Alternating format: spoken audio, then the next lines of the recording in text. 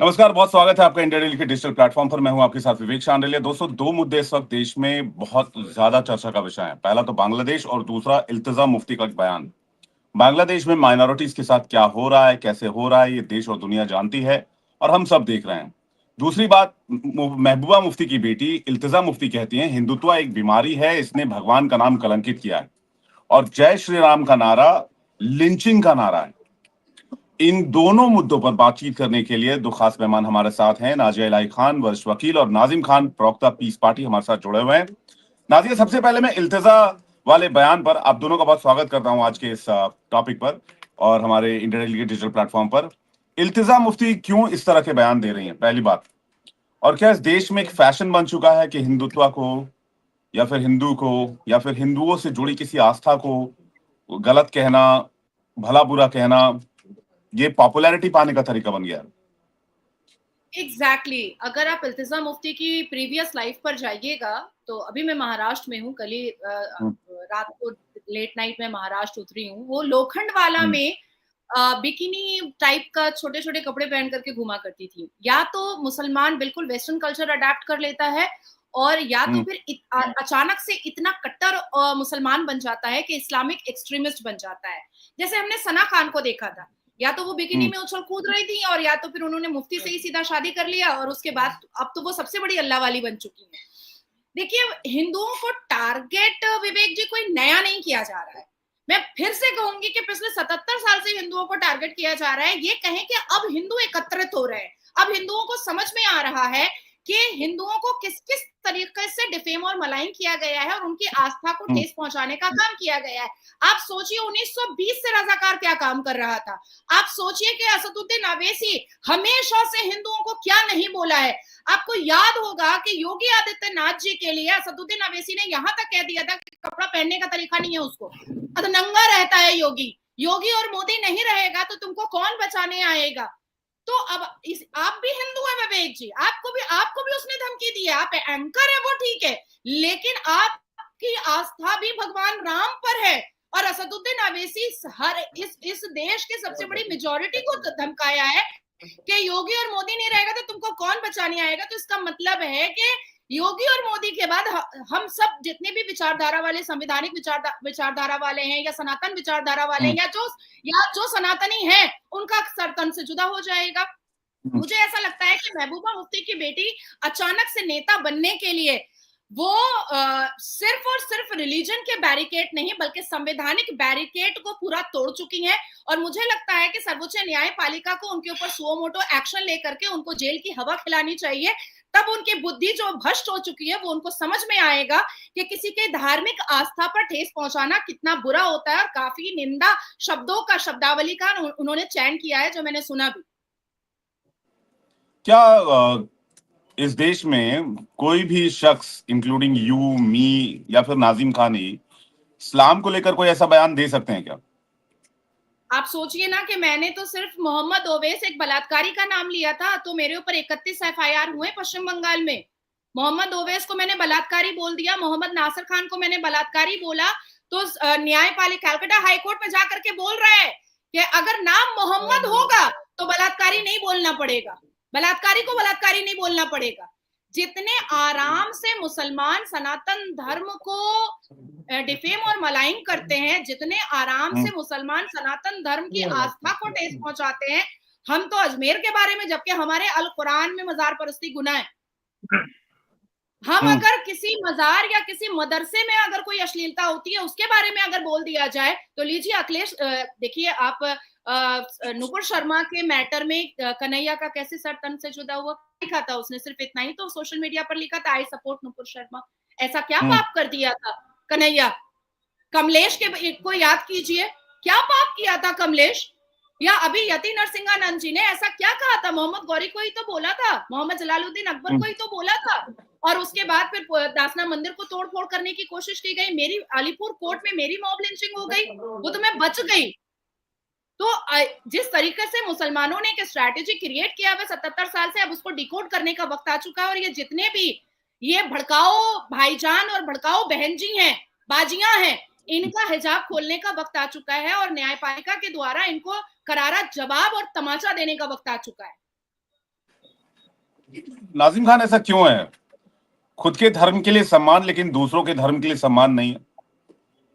हाँ विवेक भाई, देखिए, देखिए जिस सवाल ही तरीके से आता है। यहाँ पर हिंदू भाइयों की बातें करी गई है और ये कहा गया कि अभी नाजिया इलाही जी के द्वारा कि देखिए भारत के अंदर हिंदू टारगेट पर, देखिए सरासर देखिए कितना बड़ा झूठ इन्होंने बोल दिया कि मुझे बताने की जरूरत नहीं है। अरे मुल्क के वजीर आजम जो है वो कौन है? वो हिंदू भाई है। और देखिए उत्तर प्रदेश हो या कोई सा भी राज्य हो, ज्यादातर हिंदू भाई मुख्यमंत्री होते हैं। और ये इसके साथ साथ जितने भी ज्यादातर चाहे जज हो या प्रशासनिक अधिकारी हो, सब में अगर आप देखेंगे तो हिंदू भाई ही है। और देखिए मैं ये कहता हूँ कि मुस्लिम भाई का भी उसमें योगदान रहता है, लेकिन बड़े पद जितने भी हो सब हिंदू भाइयों के पास है। यानी कि का मतलब है कि हिंदू भाई टारगेट नहीं है, हिंदू भाई सुरक्षित है, क्योंकि इस मुल्क का संविधान सबको सुरक्षा प्रदान करता है। देखिए नाजिया इलाही जी जो बोल रही है, मैं इनकी बात का खंडन करता हूँ। नाजिया इलाही जी ने सरासर झूठ बोला है। और देखिए इन्होंने मजहब इस्लाम को भी लेकर जिस तरीके की बातें करी, इन्होंने कमलेश तिवारी की भी बात करी, लेकिन इन्होंने जिस तरीके से वहां राजस्थान की एक घटना का जिक्र करा, दर्जी के की गला काट कर उसकी हत्या कर दी, लेकिन इन्होंने कभी ये नहीं कहा कि एक शंभू नाम का एक व्यक्ति था जिसने एक मुस्लिम मजदूर के नाम पर बुलाकर उसकी निर्मम हत्या कर दी थी, उसके बारे में इन्होंने नहीं बोला। और रही बात विवेक भाई, आपने एक बात बोली कि महबूबा मुफ्ती की बेटी ने सनातन धर्म को लेकर जिस तरीके से टिप्पणी करी, देखिए मैं ये कहना चाहता हूँ कि धर्म सबका बराबर, सबके धर्म का सम्मान करना चाहिए। और देखिए मेरा मजहब इस्लाम तो ये कहता है विवेक भाई कि आप हर सर्व समाज के धर्म का सम्मान कीजिए, क्योंकि एक आयत है लकुम दीनुकुम वलिय दीन, आपका दीन आपके साथ, मेरा दीन मेरे साथ। मैं अपने मजहब इस्लाम को दिल से पसंद करता हूँ और आपका जो आस्था है वो आप उसको पसंद करते हैं। लेकिन जिस तरीके से अभी आपने कहा था कि राम जी का नाम के बारे में आपने कहा, तो मैं आपको बता दूं कि राम जी का नाम बहुत ही धार्मिक नाम है, बहुत ही पवित्र नाम है। लेकिन जब राम जी का नाम लेकर अगर निहत्थे मुसलमान की मॉब लिंचिंग होती है, तो कहीं ना कहीं हम लोगों को सोचना पड़ता है कि राम जी ने तो कभी ऐसे नहीं कहा कि किसी भी निहत्थे इंसान की हत्या कर दीजिए। तो आखिर क्या वजह है कि एक आतंकी भीड़ आती है और धार्मिक नारा लगाते हुए निहत्थे मुसलमान की मॉब लिंचिंग कर देती है, और जबकि ये देश तो संविधान से चलता है विवेक भाई। और इसी के साथ मैं ये कहना चाहता हूं कि भारत का कानून बहुत स्ट्रांग है, लेकिन आखिर ये जो लोग हैं, जो अराजक तत्व हैं, जी, इनको आपने जी किसका ठीक सुरक्षा है, है? ठीक है। आपने कहा कि भाई धार्मिक नारा लगाकर लिंचिंग की जाती है। आप तब क्यों खामोश रहते हैं जब अल्लाह अकबर नाराए तकबीर करके सर तन से जुदा की बात की जाती है या कर दी जाती है, जैसे कन्हैया लाल केस में हुआ, जैसे और एक दो केसेस में हुआ? तब संविधान, सेक्युलरिज्म, भाईचारा, ये सारी चीजें तब भी तो होनी चाहिए नाजिम खान जी, आपके हिसाब से।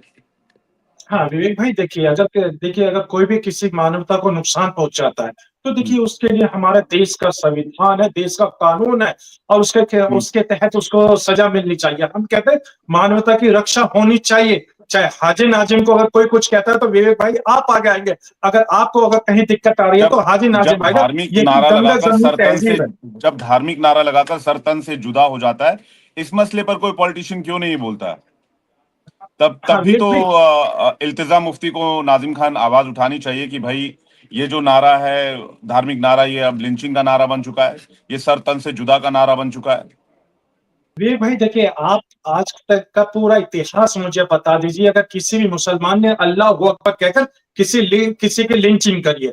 नहीं करी, ऑन द रिकॉर्ड अभी तक किसी की अरे नहीं। मैंने नारे इतना तकबीर सर्च अल्लाह किया। अकबर अरे नहीं कहते करा। थे, अरे तो नाजिया निकाल नहीं, झूठ देते मत बोलिए भाई। तो बेटी अरे को नाजिया बलात्कार नहीं हो जी, गया, आप झूठ मत बोलिए, सुन लीजिए। लगता अरे है सुन लीजिए एक भाई, बात मैं कहते हो अरे तो सुन लीजिए। संविधान सर्वोपरि है, आपने नाजिया इलाही जी, नहीं कर देते हो। आप अरे बांग्लादेश की संविधान बातें करते हैं। अरे सुन लीजिए, भाई अरे की मेरी बात बात सुन कहते लीजिए। नाजिया हो, इलाही जी, आप भी मुस्लिम, सुन लीजिए, आप भी मुस्लिम, हाजी नाजिम भी मुस्लिम, हिंदू भाई अरे लाइए बांग्लादेश में कोर्ट पीड़ित है। कोर्ट अरे में खड़ी चलते थे ना, करके हम लोग हिंदू ऐसा भाइयों की करना रक्षा कि करने के कोई ये लिए। नारे अरे तकबीर हम लोग बोलकर हिंदू अल्लाह भाइयों की अकबर रक्षा बोलकर करने के लिए दिखाइए। नहीं चल सकते क्या? नारे हाजी नाजिम तकबीर तो कह रहा है बोलकर कि दिखाइए, चलिए, हक है लेकिन नाजिया इलाही जी दिखाइए। आपके चैनल पर आकर मुझे सिर्फ ये बात जानकारी करते हैं, नहीं है, अल्लाह मजहब कुरान में इस्लाम के खिलाफ सिर्फ और सिर्फ आप दिखाइए। बातें करती है।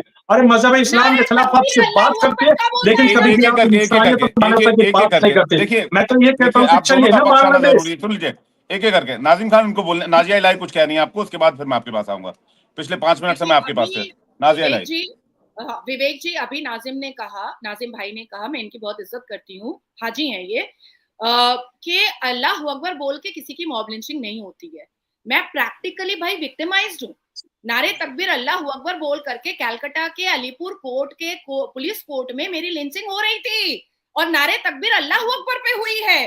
बांग्लादेश में नारे तकबीर अल्लाह अकबर बोल करके जमात इस्लामी, इस्लाम के मानने वालों की जमात जो है वो हिंदू बहू बेटियों के सलवार उतार रहे हैं, सलवार उतार रहे हैं भाई, रेप कर रहे हैं, आप गला रेत रहे हैं। मैं जवाब दूं विवेक भाई, मैं जवाब दूं, बुला रहे हैं जमात इस्लामी वाले, इस्लाम मैं के जवाब जमात देता वाले, हूँ।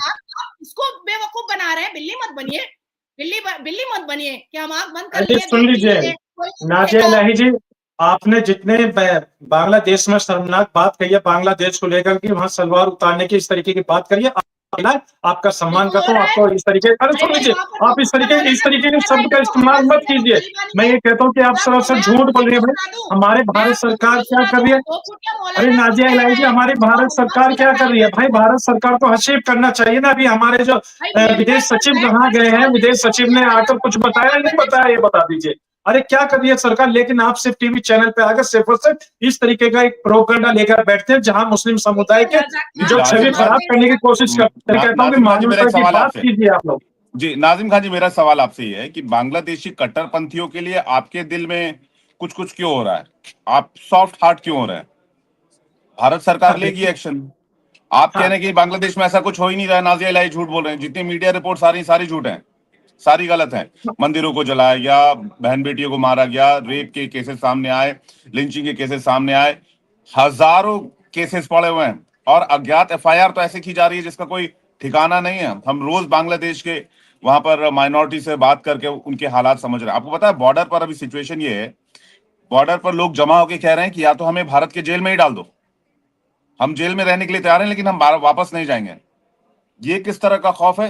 नाजिम खान, इसके बाद नाजिया आपके पास आ रहा हूँ।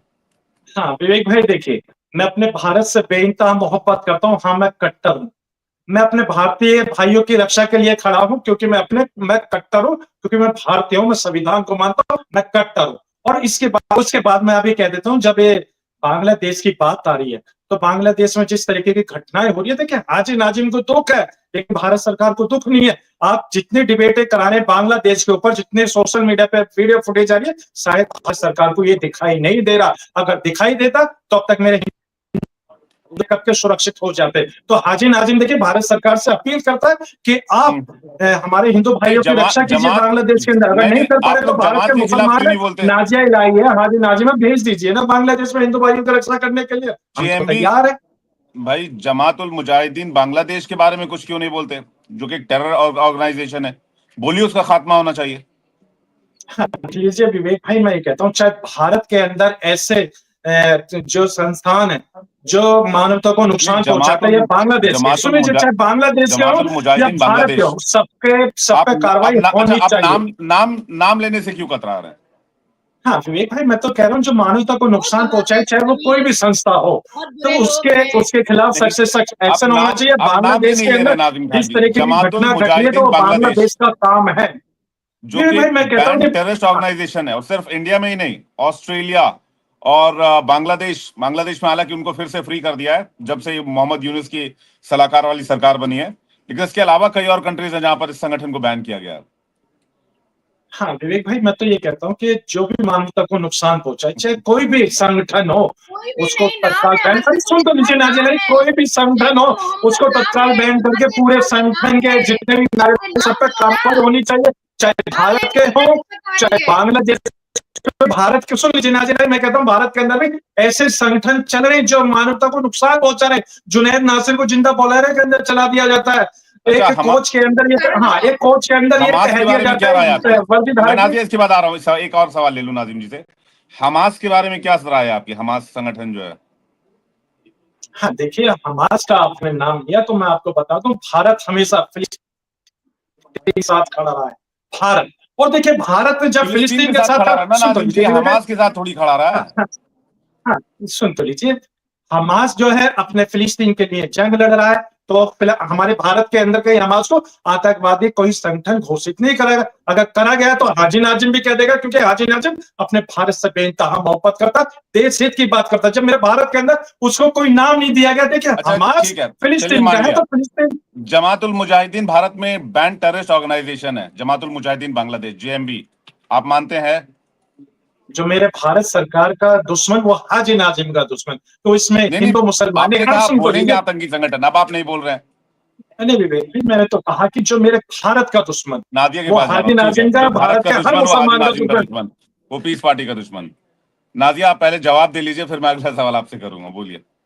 सबसे पहले मैं नाजिम भाई को, हाजी नाजिम भाई को ये बता दूं, हालांकि हाजी लगाना नहीं चाहिए, प्रॉफिट मोहम्मद ने भी नहीं लगाया था, हमारे अल कुरान में भी किसी पैगंबर ने हाजी नहीं लगाया था। तो सबसे पहले मैं ये इन्फॉर्मेशन दे दूं हाजी नाजिम साहब को कि हमारे जो ब्यूरोक्रेट्स हैं वो ऑलरेडी बांग्लादेश की सरजमीन में यूएन की टीम के साथ पहुंच चुके हैं। आप थोड़ा जियो पॉलिटिक्स में स्ट्रांग रहा कीजिए, ऑलरेडी पहुंच चुके हैं। और इससे पहले भी 28 दिन पहले भी यूएन की एक पूरी टीम और इंटरनेशनल कोर्ट की पूरी टीम बांग्लादेश पे जीरो ग्राउंड पे पहुंची थी और उन लोगों ने इंटरोगेशन और इन्वेस्टिगेशन करके एक रिपोर्ट मिस्टर प्रेसिडेंट यूएन को सबमिट किया था, जिसमें शेख हसीना के मेयर का रिपोर्ट और पिटिशन और यूएन के जो डिप्लोमेट आए थे उनका रिपोर्ट बिल्कुल मैच किया है। अनकाउंटेबल रेप हुए हैं, काउंट नहीं किया जा सकता है, जिसमें यूएन जो है वो शॉक हो गया कि इतने रेप हुए हैं जिसको काउंट नहीं किया जा सकता है, और इतने हिंदुओं को जिंदा जलाया गया है जिसको काउंट नहीं किया जा सकता है। अब आती है दूसरी बात कि मैं वेस्ट बंगाल की वोटर हूँ, वेस्ट बंगाल में फोर्ट विलियम है, मेरे घर से मुश्किल से 22 मिनट का है। आज जिस हिसाब से बांग्लादेश बॉर्डर सिक्योरिटी आसाम में एक रेनोवेशन मंदिर पे अटैक करने की कोशिश किया, आसाम को कैप्चर करने की कोशिश कर रहा है, पश्चिम बंगाल को कैप्चर करने की बांग्लादेश